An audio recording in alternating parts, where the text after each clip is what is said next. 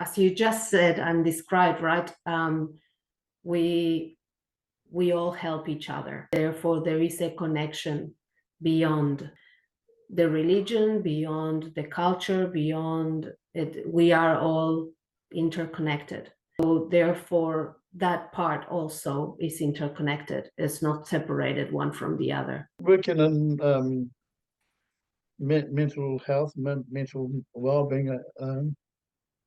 Down here in Wellington, I was the tohunga for Maori, which is Maori mental health. And they wanted to know when they asked me, you come and ask me whether I would go there. And I asked why, and they said, well, we want to know whether these people have got wairua. And I said, well, let's start from everyone's got wairua. But also let's work out how it's been played out. Because some of them were they were assessed to be schizophrenia and psychotic and bypassed the fact that they were spiritualists. But they didn't know how to work with them. So because they didn't have that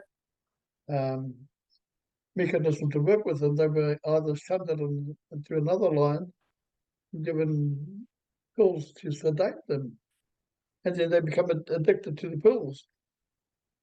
So I said, well, I want to know about the spirituality. They said, oh, well, we can give you a breakdown of the mental health too. And I said, well, really, I don't want that for myself, because I said, you're the experts in that field. Otherwise, it starts to taint my own thinking around it. So I said, I prefer to stay in the spiritual zone. So, which was a big step for them, because they did a lot of work from a clinical point of view, that the family or the person that was impacted upon came and sat in front of a group of counsellors and stuff like that.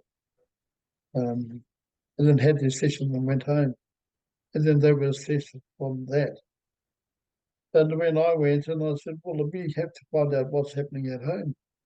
Because if they're coming from their home, the spiritual things, then what's happening in the home? Yeah. So then I sort of went into the home, started to cleanse the homes, because what's happening in the individual is also happening with the rest of the family.